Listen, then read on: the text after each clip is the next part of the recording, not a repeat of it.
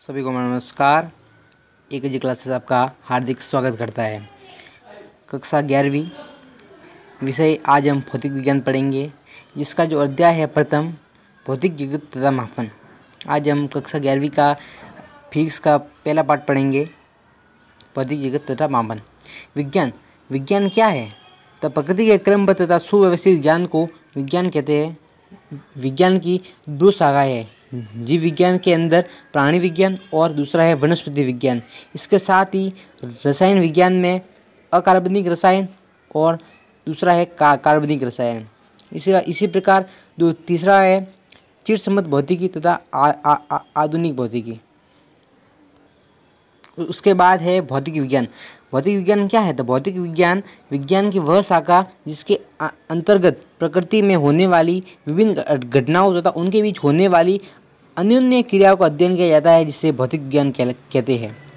इसके साथ ही अब हम चिरसम्मत भौतिकी, सन 1900 से पूर्व होने वाली सभी खोजों का अध्ययन चिरसम्मत भौतिकी में किया जाता है। इसके अंदर जो ए पार्ट आता है, ये है यांत्रिकी। भौतिक विज्ञान की वह शाखा जिसके अंतर्गत वस्तुओं की व्यवस्थित गति एवं साम्यावस्था का अध्ययन किया जाता है, जिसे यांत्रिकी कहते हैं। यह बहुत ही अच्छा प्रश्न है कि यांत्रिकी क्या है, तो हम यांत्रिकी के बारे में बता सकते हैं। यह यांत्रिकी होता है। अब है उष्मागतिकी। भौतिक विज्ञान की वह शाखा जिसमें उष्मा तथा उष्मा के विभिन्न नियमों का अध्ययन किया जाता है। इसके साथ ही इसमें उष्मा में परिवर्तन होता है, उसमें ताप में परिवर्तन होता है, उष्मा एंट्रोपी तथा एंथैल्पी का अध्ययन भी किया जाता है, जिसे उष्मागतिकी कहते हैं। इसके साथ ही सी बिंदु आता है ध्वनि विज्ञान। इस शाखा में ध्वनि तरंगे तथा कंपन आदि का अध्ययन किया जाता है, इसे ध्वनि विज्ञान कहा जाता है। अब है प्रकाशिकी। इस शाखा में प्रकाश की प्रकृति तथा इस पर आधारित विभिन्न घटनाओं का अध्ययन किया जाता है। अब है विद्युत चुंबकीय। इस शाखा में विद्युत चुंबक तथा विद्युत चुंबकीय तरंगों का अध्ययन किया जाता है, जिसे विद्युत चुंबकीय कहते हैं। यह परीक्षा की दृष्टि से महत्वपूर्ण नहीं है, तो भी इसे याद करने के लिए यह मैंने बनाया गया है। आधुनिक भौतिकी सन 1900 ईस्वी के बाद होने वाली खोजों को इसमें रखा गया, जिसे आधुनिक भौतिकी कहते हैं। यह मोस्ट पॉइंट आ रहा है, जो कि है आपेक्षिकता या भौतिकी। सापेक्षवाद इसे भी कहते हैं। यह सिद्धांत अल्बर्ट आइंस्टीन द्वारा दिया गया है, जिसके अंतर्गत विभिन्न वस्तुओं के वेग का प्रकाश के वेग के सापेक्ष अध्ययन किया जाता है, जिसे आपेक्षिकता कहते हैं। अब है क्वांटम भौतिकी। इसमें प्रकाश की द्वैत प्रकृति का अध्ययन किया जाता है तथा साथ ही इसके विभिन्न सिद्धांतों का भी अध्ययन किया जाता है। परमाणु भौतिकी। इसमें परमाणु की संरचना तथा इसके गुणों का अध्ययन किया जाता है। अब है नाभिकीय भौतिकी। इसमें नाभिक तथा नाभिक में होने वाली विभिन्न घटनाओं जैसे नाभिकीय विखंडन तथा संलयन आदि का अध्ययन किया जाता है। अब है ठोस भौतिकी, जैव भौतिकी, प्लाज्मा भौतिकी, पर्यावरण भौतिकी। ये सब हमने कक्षा 10वीं तक ही पढ़ चुका, इसलिए इसका मैंने वर्णन नहीं किया। अब हम पढ़ने जा रहे हैं भौतिक राशियाँ। भौतिक राशियाँ क्या होती है? बहुत ही अच्छा टॉपिक है। भौतिक राशियाँ वे राशियाँ जिसे मापा या तोला जा सकता है, इसे भौतिक राशियाँ कहते हैं। ये भौतिक राशि दो प्रकार की होती है, मूल राशि और दूसरी है व्युत्पन्न राशि। मूल राशि वे राशियाँ जो पूर्णतः स्वतंत्र होती है तथा अन्य राशियों पर निर्भर नहीं करती है, जिसे मूल राशि कहते हैं। इसका उदाहरण है द्रव्यमान, लंबाई, समय। अब है दूसरा है व्युत्पन्न राशि। वे राशियाँ जो मूल राशि से प्राप्त की जा सकती है, जिसे व्युत्पन्न राशि कहते हैं, ऐसे वेग, त्वरण आदि। मात्रक किसी भौतिक राशि का नियत तथा निश्चित मान मात्रक कहलाता है। मात्रक दो प्रकार के होते हैं, मूल मात्रक और व्युत्पन्न मात्रक। ये भी अच्छा क्वेश्चन है कि मात्रक कितने प्रकार के होते हैं, इसे समझाइए। तो मूल मात्रक है पहला, वे मात्रक जो पूर्णतः स्वतंत्र होते हैं तथा किसी अन्य मात्रक पर निर्भर नहीं करते हैं, मूल मात्रक कहलाते हैं। उदाहरण दिया हुआ है किलोग्राम, मीटर, सेकंड आदि।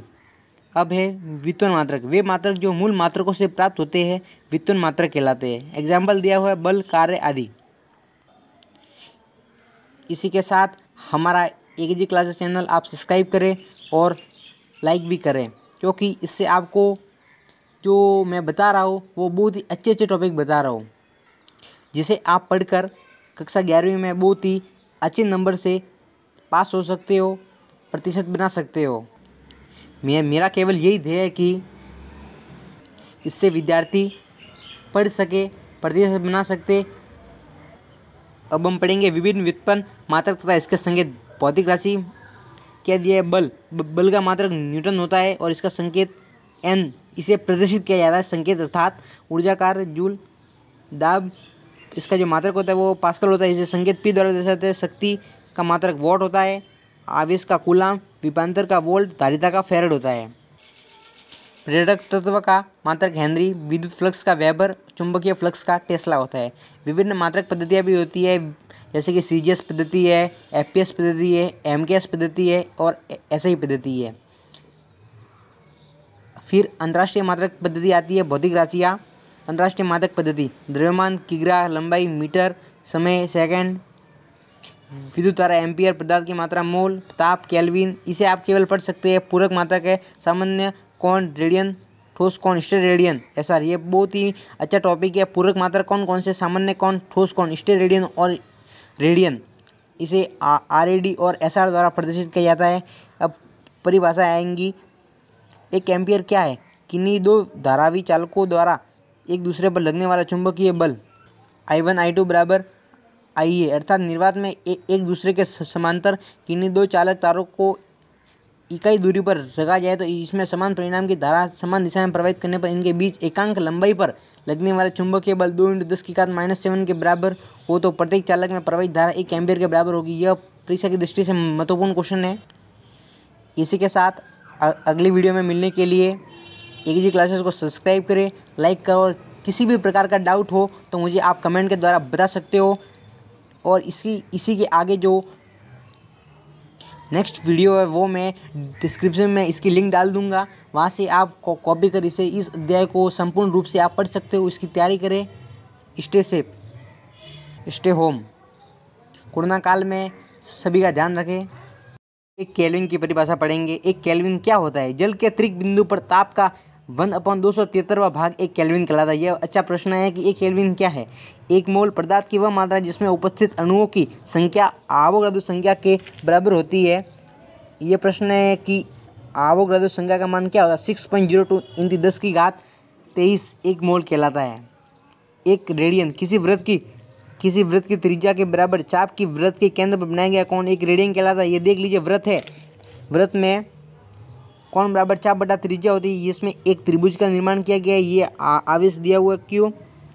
इसके बिंदु ए बी ओ ओ जो स्टेट रेडियन एसआर डेलस दिया हुआ है। डेलस बराबर आर त्रिज्या है तो कोण बराबर R/R बराबर एक रेडियन। संपूर्ण वृत्त के लिए डेलस अपॉन 2πr, थीटा बराबर 2πr/r, आर से आर कैंसिल हो गया है, थीटा बराबर 2π दिया हुआ है। एक स्टेट रेडियन ठोस कोण बराबर पृष्ठ क्षेत्रफल अपॉन त्रिज्या का क्षेत्रफल का स्क्वायर होता है। डेलस बराबर त्रिज्या का स्क्वायर हो तो R²/R² बराबर 1 SR। इसका परिभाषा देखिए। गोले के पृष्ठ पर गोले की त्रिज्या के वर्ग के बराबर क्षेत्रफल चित्र द्वारा गोले के केंद्र पर बनाया गया कोण एक स्टेट रेडियन कहलाता है। नोट, अर्थात जो संपूर्ण ठोस गोले के रूप में होता है डेलस बराबर 4πr²/r², डेलस बराबर 4π हो जाएगा। अभी 10 की घात पढ़ने बहुत ही आवश्यक है। 10 की घात -1 हो तो डेसी, 2 हो तो सेमी, तीसरा हो तो मिमी, माइक्रो, नैनो और पिको और फेम्टो ये दिया हुआ है। Deka, hecto, kilo, mega, giga, tera और पेटा। आप बिल्कुल भी चिंता न करें।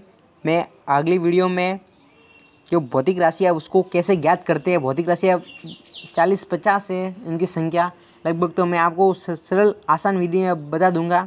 आप तैयारी अपनी प्रारंभ करें।